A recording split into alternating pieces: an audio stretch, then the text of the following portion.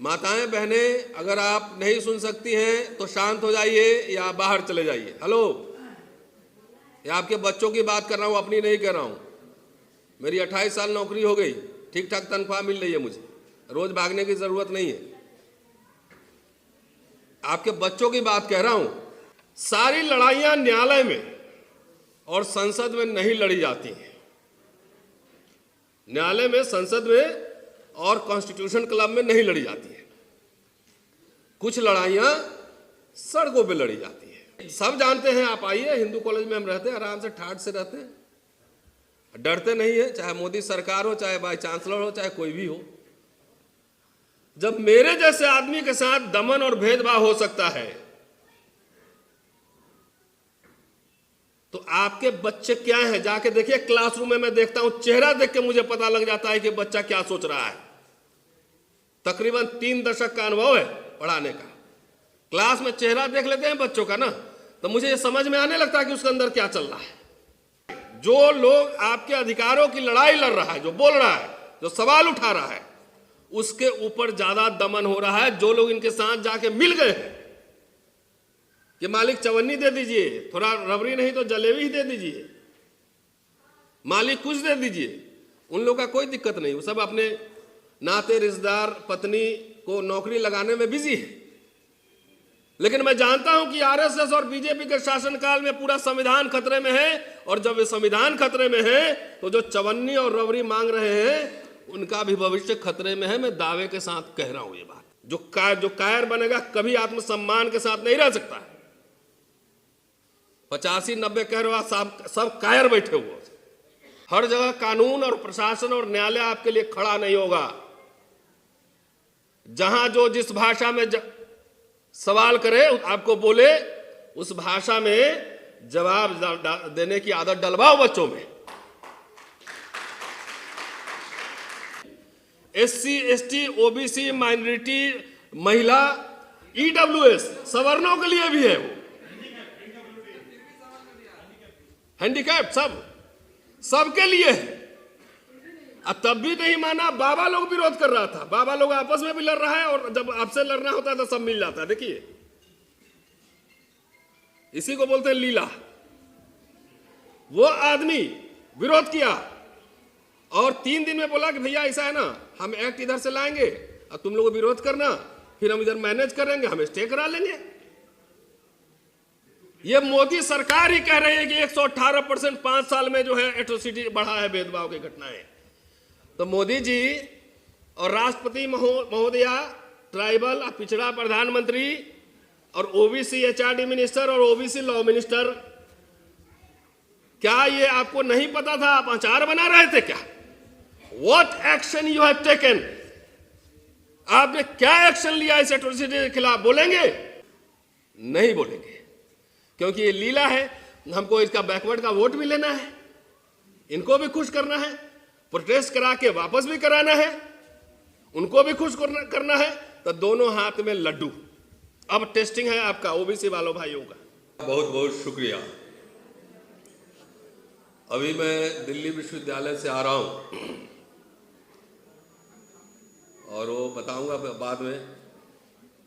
गौतम साहब यहाँ बैठे हैं, वो अभी भाषण दे रहे थे वहाँ, लेकिन अभी यहाँ लगता है कि काफ़ी आप लोग हेवी हो गया होगा, काफ़ी देर से भाषण सुन रहे हैं, थोड़ा सा आपको लाइट करना भी ज़रूरी है।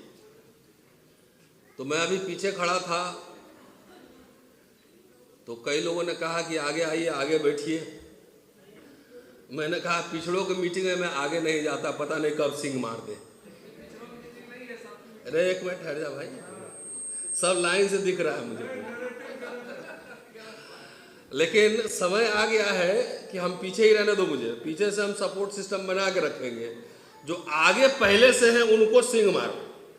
अभी तक सिंह नहीं मारे हो, इसीलिए अभी तक ये सब मांग रहे हो, है ना? ये इसीलिए मांग रहे हो ये सब अभी तक, नहीं तो कब का 85-90 नारा लगा रहे हो। और जो मिला था मंडल 1, मंडल 2 से दलितों को, पहले से एससी एसटी को जो मिला था, वो सब छिन रहा है। तो अब समय आ गया है कि अपने सिंह को थोड़ा शार्प करें। है ना, शार्प करें। बहरहाल आज मेरे भाषण का जो विषय है, आओ एक्ट खेले 2026 एक्ट। और अभी दिल्ली विश्वविद्यालय से आ रहा हूं, और आप यकीन नहीं मानेंगे कि पिछला जो हम लोगों ने कार्यक्रम किया था 2019 में, रोस्टर के सवाल पर अगर वो लड़ाई नहीं लड़ी गई होती, यहाँ पे अनिल जहीन साहब भी हैं, बावन मेश्राम भी हैं, राजेंद्र पाल गौतम भी हैं, सूरज जी, तमाम लोग, संदीप है, सुधांशु है, तमाम लोग अगर वो लड़ाई नहीं लड़ी जाती तो शायद, देखिए, आरक्षण से चाहे नौकरी से सबको नौकरी नहीं मिलेगा। अगर आरक्षण खत्म भी कर दिया जाए तो भी सारे जनरल कैटेगरी या सवर्ण को नौकरियां नहीं मिलेंगी। लेकिन नौकरियां जो है एक प्रतिनिधित्व का मामला है कि हमारे घर के लोग भी नौकरी कर सकते हैं, प्रोफेसर बन सकते हैं, जज बन सकते हैं। तो वो लड़ाई अगर नहीं लड़ी गई होती तो शायद जो होप, जो आशा आपके बच्चों का विश्वविद्यालय में प्रोफेसर बनने का है, वो होप भी नहीं रहता, वो आशा भी नहीं रहता। मुझे याद है संविधान बचाओ संघर्ष समिति के बैनर तले मीटिंग हुई थी और देश भर में ऑल पॉलिटिकल पार्टी से हम लोगों ने मुलाकात की थी, जिसमें तेजस्वी यादव जी ने समर्थन किया था, हमें अखिलेश जी से मिला था, मांझी साहब भी समर्थन किए थे, माले के लोग भी समर्थन किए थे, तमाम लोगों से जा के हम लोगों ने मुलाकात की थी, समर्थन किया था, और वो आंदोलन जीता गया था। जहां तक मुझे याद है, माताएं बहनें, अगर आप नहीं सुन सकती हैं तो शांत हो जाइए या बाहर चले जाइए। हेलो, या आपके बच्चों की बात कर रहा हूं, अपनी नहीं कर रहा हूं। मेरी 28 साल नौकरी हो गई, ठीक ठाक तनख्वाह मिल रही है, मुझे रोज भागने की जरूरत नहीं है। आपके बच्चों की बात कह रहा हूं। तो वो लड़ाई अगर नहीं लड़ी गई होती और लोगों ने समर्थन किया, 1 साल पूरी तैयारी की गई थी, और ये संदर्भ बता रहा हूं, धर्मेंद्र यादव, शरद जी, जिग्नेश मेवानी, तमाम हम लोग विश्वविद्यालय में कार्यक्रम किए, कई जगह देश में कार्यक्रम किए, और तब मुझे याद है कि 22 मार्च शायद नहीं 22 फरवरी को कॉल दिया गया था कि 5 मार्च को भारत बंद होगा। और एक दिन पहले प्रकाश जावड़ेकर जो है वो थे एचआरडी मिनिस्टर, एक दिन पहले फोन आ गया हम लोग के पास कि कल प्रेस कॉन्फ्रेंस होगा और सरकार अध्यादेश ला रही है और आपका 200 पॉइंट रोस्टर सिस्टम लागू होगा। ठीक कह रहा हूं अनिल जी? कहने का मतलब क्या है? सारी लड़ाइयां न्यायालय में और संसद में नहीं लड़ी जाती हैं। न्यायालय में, संसद में और कॉन्स्टिट्यूशन क्लब में नहीं लड़ी जाती है। कुछ लड़ाइयां सड़कों पे लड़ी जाती है। लोहिया जी का बार बार कोट है, और बाबा साहब भी आंदोलन ही करते थे, किसानों का आंदोलन, श्रमिकों का आंदोलन, अस्पृश्यों का आंदोलन। इस संसद में नेता तब तक नहीं बोलेगा, ये हम लोग का अनुभव है, जब तक कि आप सड़क को गर्म न कर दें। लोहिया कहते थे ना कि जब सड़कें सुनसान हो जाएगी तो संसद आवारा हो जाएगा।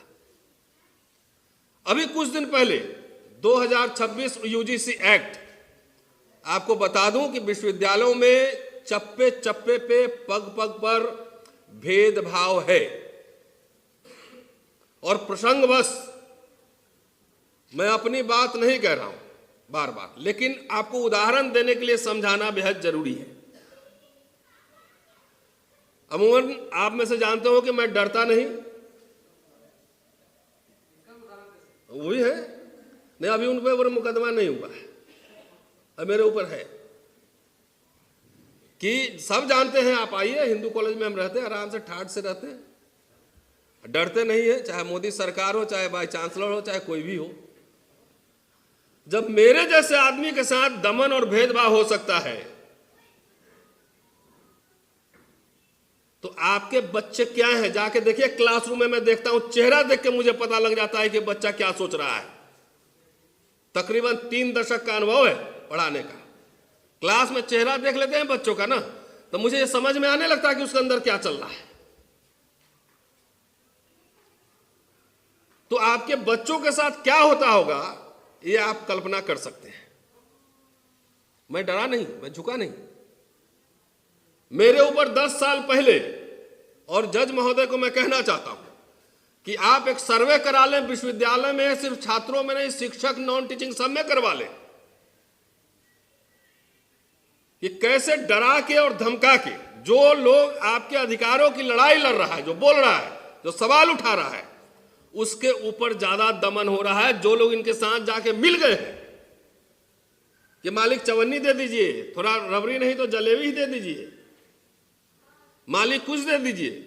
उन लोगों का कोई दिक्कत नहीं, वो सब अपने नाते रिश्तेदार पत्नी को नौकरी लगाने में बिजी है। लेकिन मैं जानता हूं कि आरएसएस और बीजेपी के शासनकाल में पूरा संविधान खतरे में है, और जब ये संविधान खतरे में है तो जो चवन्नी और रबड़ी मांग रहे हैं उनका भी भविष्य खतरे में है। मैं दावे के साथ कह रहा हूं ये बात। हमारी लड़ाई किसी प्रशासन से, किसी सरकार से व्यक्तिगत नहीं है, वो सैद्धांतिक लड़ाई है, सैद्धांतिक लड़ाई है। मुझे क्या था, आराम से नौकरी है, बंगले में रह ही रहा हूं, सब कुछ था ही।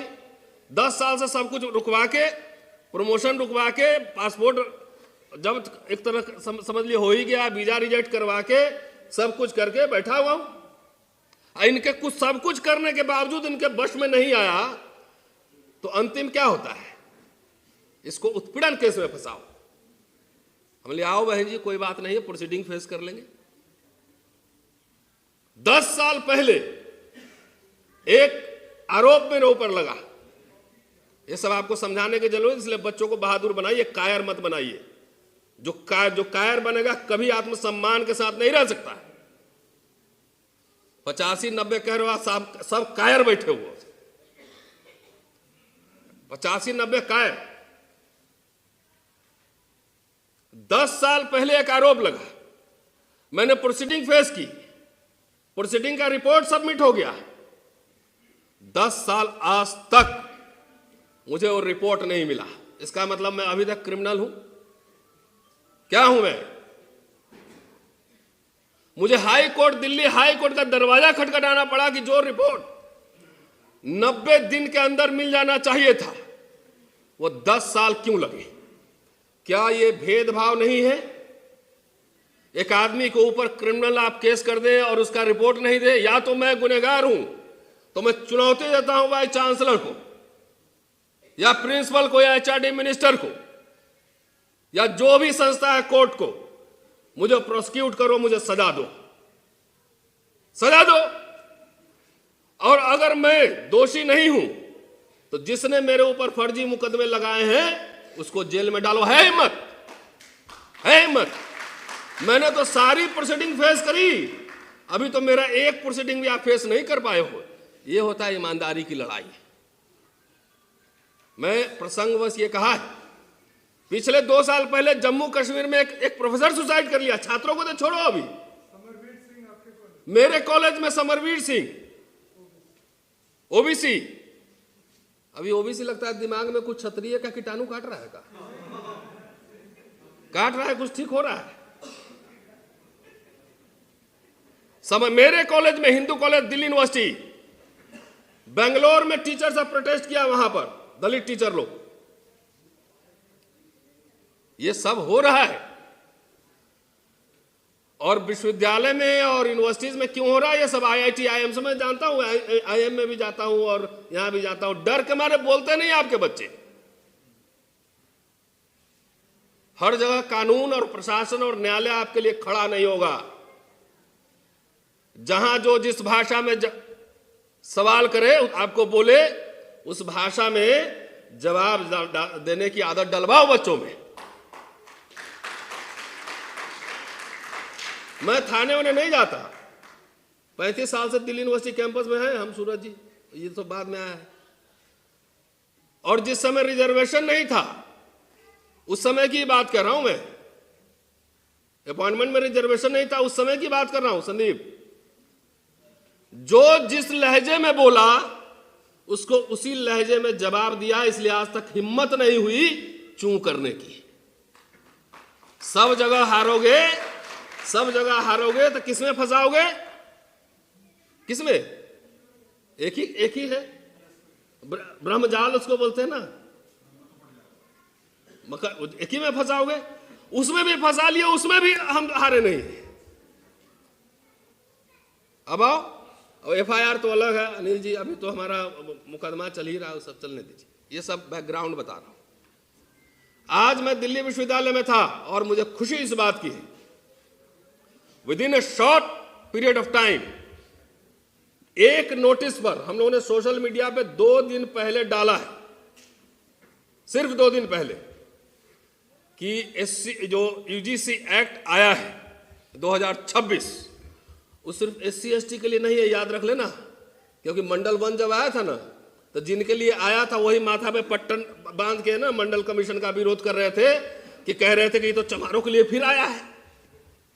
इंटरेस्टिंग, दलित लोग मंडल के लिए लड़ रहे थे और जिनको लाभ मिलना था वो कह रहे हैं कि चमारों के लिए आया है। वो OBC के लिए आरक्षण था। मंडल 2 अर्जुन सिंह HRD मिनिस्टर थे, मैं सूरज जी लगातार मिले उनसे कि एजुकेशनल इंस्टीट्यूशन में रिजर्वेशन होना चाहिए। लागू हुआ ना, आप लोगों ने उनको कोई सलाम नहीं करते, नमस्ते थैंक यू नहीं बोलते। हम लोग के समाज की एक दिक्कत है कि जो भी आपके लिए लड़ेगा, कुछ भलाई का काम करेगा, कुछ करेगा, कभी उसको थैंक यू नहीं बोलते, सीधे बोलते हैं हुक्मरान देश का बन जाएंगे तब हम ठीक कर लेंगे। ऐसा नहीं होता है, अनरियलिस्टिक ड्रीम्स मत देखिए। तो आज मैंने देखा पहली बार 2 दिन के शॉर्ट नोटिस पे तकरीबन 5000 लोग आर्ट्स फैकल्टी में, सही कर रहा हूं गौतम साहब, 5000 लोग इकट्ठे थे, क्योंकि अब उबाल आ रहा है।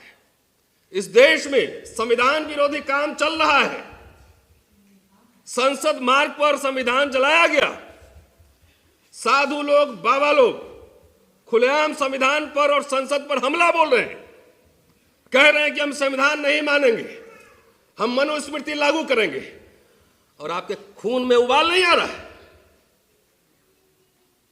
नहीं आ रहा है। आज थोड़ा आश्वस्त हुए, कम से कम दिल्ली यूनिवर्सिटी का नजारा मैंने बहुत दिन बाद ऐसा देखा है। और देश के कोने कोने में चाहे साल लगे चाहे 2 साल लगे, इस एक्ट को और स्ट्रांग होना चाहिए। क्योंकि मैंने पढ़ा है, पूरा एक्ट में लेके चलता हूं जेब में, ये बहुत ही वेग बना है, इसलिए मैंने कहा आओ एक्ट खेलें। अभी अलंकार अग्निहोत्री क्या नाम है? है ना, देखो बोला बेटा तुम रिजाइन करना नोटिस बोर्ड पर। अब खेल देखिए, अगर मैं अभी रिजाइन कर दूं तो वाइस चांसलर एक्सेप्ट करेगा कि नहीं करेगा? तुरंत कर लेगा। बोला आओ रिजाइन करता है UGC एक्ट के प्रोटेस्ट में। और UGC एक्ट सिर्फ SC ST के लिए नहीं है, पहले समझ लीजिए। SC ST OBC माइनॉरिटी, महिला, EWS सवर्णों के लिए भी है, वो हैंडीकैप सबके लिए है। तब भी नहीं माना, बाबा लोग विरोध कर रहा था, बाबा लोग आपस में भी लड़ रहा है, और जब आपसे लड़ना होता है तो सब मिल जाता है। देखिए इसी को बोलते हैं लीला। वो आदमी विरोध किया और 3 दिन में बोला कि भैया ऐसा है ना, हम एक्ट इधर से लाएंगे और तुम लोग विरोध करना, फिर हम इधर मैनेज करेंगे, हम स्टे करा लेंगे। ये मोदी सरकार ही कह रही है कि 118% 5 साल में जो है एट्रोसिटी बढ़ा है, भेदभाव की घटनाएं। तो मोदी जी और राष्ट्रपति महोदया, ट्राइबल और पिछड़ा प्रधानमंत्री और OBC HRD मिनिस्टर और OBC लॉ मिनिस्टर, क्या ये आपको नहीं पता था? आप अचार बना रहे थे क्या? What action you have taken? आपने क्या एक्शन लिया इस एट्रोसिटी के खिलाफ? बोलेंगे? नहीं बोलेंगे, क्योंकि ये लीला है। हमको इसका बैकवर्ड का वोट भी लेना है, इनको भी खुश करना है, प्रोटेस्ट करा के वापस भी कराना है, उनको भी खुश करना है, तो दोनों हाथ में लड्डू। अब टेस्टिंग है आपका OBC वालों भाइयों का। ये जो अग्निहोत्री है, क्या नाम है इसका, सिटी मजिस्ट्रेट, जब यूजीसी एक्ट का विरोध किया तो ओबीसी का भी विरोध किया कि नहीं किया? हाँ ना, जोर से बोलिए। खाना वाना नहीं खा के आया है। ओबीसी का भी किया और अब कह रहा है कि 7 तारीख से हम SC ST एक्ट के खिलाफ देशव्यापी आंदोलन करने जा रहे हैं, क्योंकि इससे जो है ना सवर्णों पर ओबीसी पे गलत मुकदमे लगते हैं। अब देखिए कितना तरीके से आपको मिला भी लिया। मुझे उस दिन का इंतजार रहेगा कि जब ये आपके पास आए कि SC ST एक्ट का खिलाफ इसका विरोध करो, तो उस दिन लालू जी के भाषा में लाठी में तेल पिला के रखना, तेल पिला के रखना लाठी में। यही लोग आपको यूनिवर्सिटी में आपके बच्चों को NFS कर रहे हैं, नॉट फाउंड सुटेबल। यही लोग आपके बच्चों को एट्रोसिटीज करते हैं। और अब SC ST में और OBC में लड़ाने के लिए, अरे भाई अपने बच्चों को अच्छा संस्कार दो। इस देश में हमको 5 इंस्टांस दीजिए कि जहां पे SC ST OBC के लोगों ने सवर्ण का एट्रोसिटी किया हो, टॉर्चर किया हो। 5 एग्जाम्पल दीजिए जज साहब। आप इंटरनल सर्वे करा लो, हर जगह वाइस चांसलर आपके, प्रिंसिपल आपके, डायरेक्टर आपके, प्रोफेसर आपके, है ना। आप कत्ल भी करते हो तो हंगामा नहीं होता, और हम आ भी बढ़ते हैं तो हो जाते हैं बदनाम, है? तो बात समझो, ये अभी SC ST एक्ट का भय दिखा के अगर एट्रोसिटी करते हैं दलितों पर, तो जाइए अपने घर में सोचिए, माता पिता को कहिए कि बच्चों को अच्छा संस्कार दे। आप भी अगर ऊपर बीच में बैठोगे और समझोगे कि हम अपर कास्ट हैं, तो ये समझ लो कि अपना गड्ढा खुद ही आप खोद रहे हो। आप दोनों तरफ से जाओगे, न दलित आपको समर्थन करेगा, ऊपर तक गिद्ध निकाल के बैठाई हुआ है, मारो खट से। यादव जी का काम है भैंस चराना, यूनिवर्सिटी में काहे पढ़ाएंगे? ये कहा जाता था ना, कर्पूरी जी के बारे में जो गालियां पड़ी हैं, और मैं कुछ आंकड़ा लेके आया हूं, अगर बोलेंगे 2 मिनट टाइम है तो मैं बोल दूं। नहीं, कर्पूरी जी के भाषण से ही लाए हूं। कर्पूरी जी को भारत रत्न दिए हैं, भारत रत्न। और 1973 में कर्पूरी जी एक भाषण दे रहे हैं विधानसभा में, और पूरे बिहार में 12 जगह दलित एट्रोसिटीज हुआ है। हम किसी के ऊपर फंसाने के पक्ष में नहीं है, लेकिन आप क्रिमिनल एक्ट कर रहे हैं, आप किसी को मार रहे हैं, किसी का जमीन हथिया रहे हैं, तो आप जाति नहीं, OBC नहीं, आप क्रिमिनल हैं। आप सवर्ण नहीं, आप क्रिमिनल हैं। यह बात समझिए, क्लैरिटी। तो 12 जगह का आंकड़ा दिए, उन्होंने 4 तरह के कारण बताए, सामाजिक, आर्थिक, प्रशासनिक, सांस्कृतिक। और जो दलितों पे खास तौर से उनका भाषण है, 2 वॉल्यूम पूरी भाषण का कलेक्शन है, और उस भाषण में लास्ट में कह रहे हैं, जो इंटरेस्टिंग है, जहां तक सामाजिक क्षेत्र की बात है, मैं मानता हूं कि भयंकर क्रांति करने की जरूरत है, तोड़ फोड़ करने की जरूरत है, उलट पुलट करने की जरूरत है। और जब तक यह नहीं होगा, तब तक कुछ भी संभव नहीं है। क्या फिर से रिपीट कर दूं? ये मंत्र जप लेना, ये कि जहां तक सामाजिक क्षेत्र की बात है, मैं ये मानता हूं कि भयंकर क्रांति करने की जरूरत है, तोड़ फोड़ करने की जरूरत है, उलट पुलट करने की जरूरत है। और जब तक यह नहीं होगा, तब तक कुछ भी संभव नहीं। अरे भैंस का दूध यादव जी पीते हैं बहुत, और उससे बॉडी बनता, फैट, ताकत भी। समझ गए? हम लोग तो 2-2.5 हजार साल ठीक से खाना नहीं मिला, थोड़ा कमजोर है हम। कहाँ गए वीरेंद्र भाई? अरे कहाँ छुपे हुए हो? हाँ, तो ये जिम्मेदारी किसकी है? और ये एक्ट, SC ST एक्ट के खिलाफ ये 7 तारीख से आंदोलन करेगा सिटिंग मजिस्ट्रेट। सोचिए मन कितना बड़ा हुआ, इसको परमिशन किसने दिया? क्या इसका रिजग्नेशन एक्सेप्ट हुआ? अगर हो गया तो इंडिपेंडेंट है, अगर नहीं हुआ तो एक सरकारी अधिकारी कैसे जाएगा ये बनाने? और सबसे ज्यादा जाएगा आपके पास, ओबीसी वालों के पास जाएगा भड़काने के लिए, याद रखिएगा। इसलिए हमको दलित से ज्यादा आज ओबीसी पे बोल रहा हूं मैं कि आपको जाएगा भड़काने। आप याद रखना लालू जी के शब्दों में वही। शुक्रिया, जय भीम।